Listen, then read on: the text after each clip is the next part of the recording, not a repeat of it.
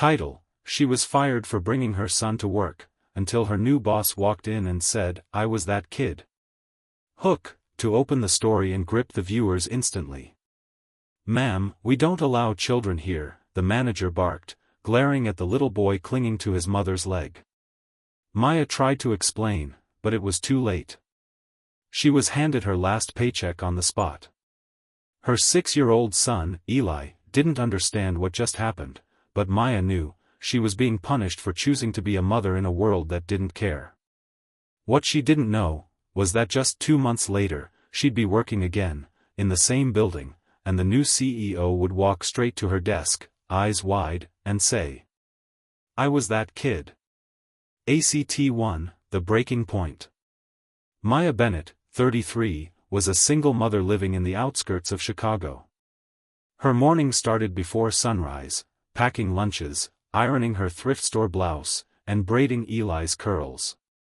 She worked as a receptionist at a sleek downtown architecture firm. The job was far from glamorous, but it kept the lights on and Eli fed. That day, her babysitter called in sick. Maya panicked. She couldn't afford to miss another day.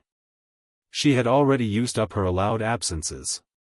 So, she did what any desperate mother would do. She brought Eli to work. He had a book and a tablet. He promised to be quiet. And he was. For the first 2 hours. But the moment the CEO walked in, the same man who never once acknowledged Maya by name, Eli sneezed. That sneeze changed everything. Maya was called into HR by noon. She was, politely, told that bringing a child into a professional environment was against company policy. No warnings. No consideration. Just a pink slip. Maya cried in the stairwell with Eli in her arms.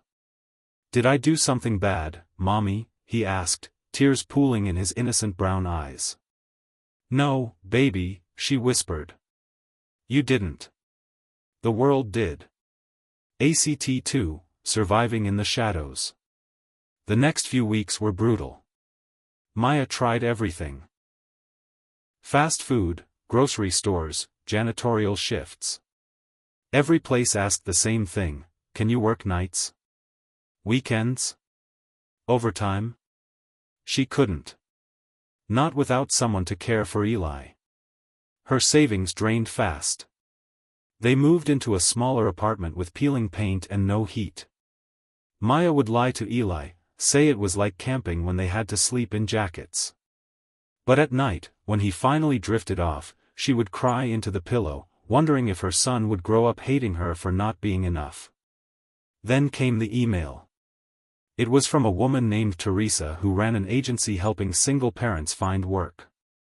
"There's a new architecture firm downtown," she said.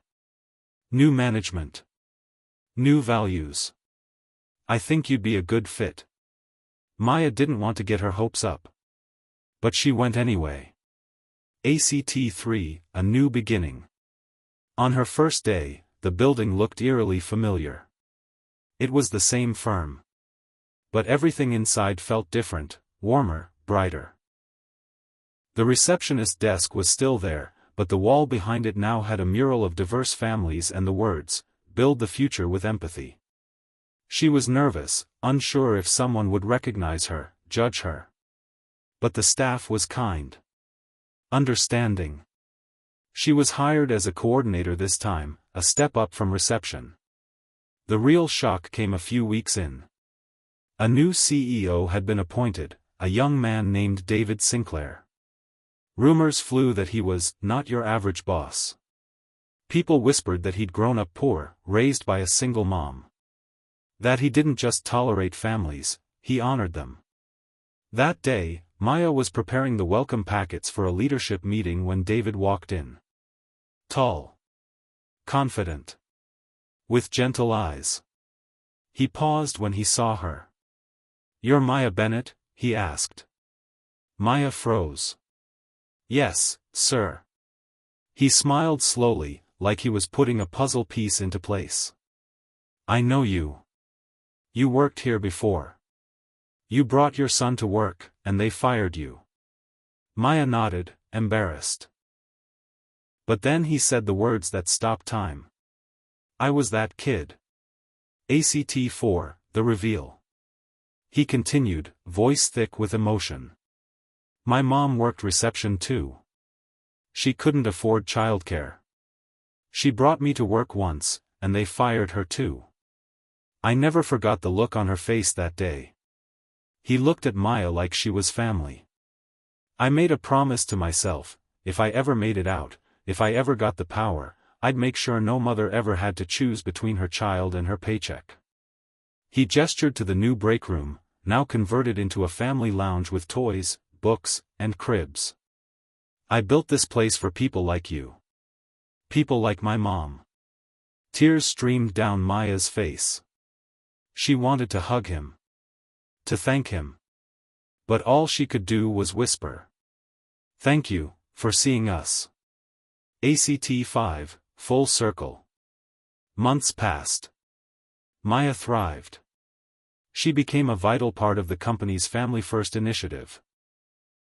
She helped design flexible schedules, childcare policies, and even started a support group for working single parents. Eli?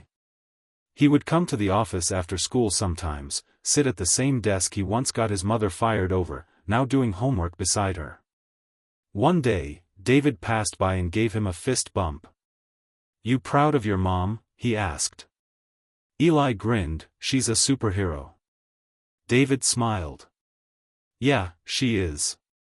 And for the first time in years, Maya believed it. Closing message, ending the video. To every parent who's ever been forced to hide their child to keep a job. To every mother who's been punished for loving her child out loud. To every little boy who's watched his mom cry and didn't know why. You matter. And one day, someone who was that kid will change everything.